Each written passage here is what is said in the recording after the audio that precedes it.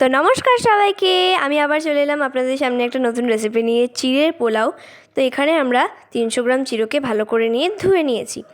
এখন আমরা এই মশলাগুলো দেব, যেমন এখানে আছে কারি পাতা, বাদাম ও কালো সর্ষে। এরপর আমরা এখানে নিয়েছি হলুদ গুঁড়ো, নুন ও কাঁচা লঙ্কা কুচি, আর এখানে আছে পেঁয়াজ কুচি। আজকে এই কটা উপকরণ নিয়ে আমরা বানাতে চলেছি একটা সুস্বাদু রেসিপি। তো চলো শুরু করা যাক। এখন আমরা গ্যাসটাকে জ্বালিয়ে গ্যাসের উপরে কড়াইটাকে বসিয়ে দিয়েছি। কড়াই বসানোর পর তারপর এর ভেতরে আমরা দিয়ে দিচ্ছি সর্ষের তেল। সর্ষের তেলটা দিয়ে কিছুক্ষণ এটাকে গরম হতে দেবো।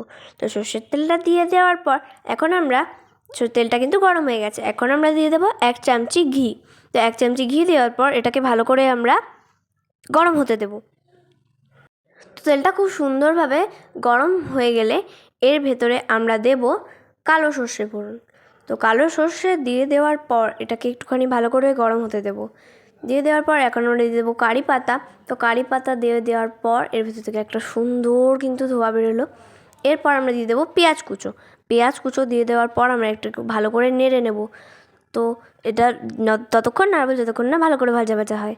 তো ভালো করে ভাজা ভাজা করে নেওয়ার পর এর ভিতরে আমরা দিয়ে দেবো কাঁচা লঙ্কা কুচি। তো কাঁচা লঙ্কা কুচি দিয়ে দেওয়ার পর এখন আমরা এটাকে একটুখানি ভাজা ভাজা হতে দেবো। তো ভাজা ভাজা একটুখানি হতে দেবো। এরপর আমরা দিয়ে দেবো একটুখানি হলুদ গুঁড়ো। হলুদ গুঁড়ো দিয়ে দেওয়ার পর এর ভিতরে আমরা দিয়ে দেবো লবণ। তো লবণ দিয়ে এখন আমরা এটাকে ভালো করে নাড়াতে থাকবো যতক্ষণ না এটা ভালো করে ভাজা ভাজা হচ্ছে। এখন আমরা দিয়ে দিচ্ছি সেই ধোয়া চিড়েটা। এখানে 300 গ্রাম চিড়ে আমরা এর ভেতরে দিয়ে দিচ্ছি। তো চিড়েটা আমরা ভালো করে এর ভেতরে দিয়ে দিলাম। এরপর এটাকে ততক্ষণ নাড়াতে হবে যতক্ষণ না এটার ভেতরে একটা সুন্দর কালার আসছে। তো দেখো কি সুন্দরভাবে এটাকে কালার হয়ে গেছে নাড়ানোর পর। এর ভেতরে একটু চিনি দিয়ে দিলাম, একটু মিষ্টি দিয়ে দিলাম।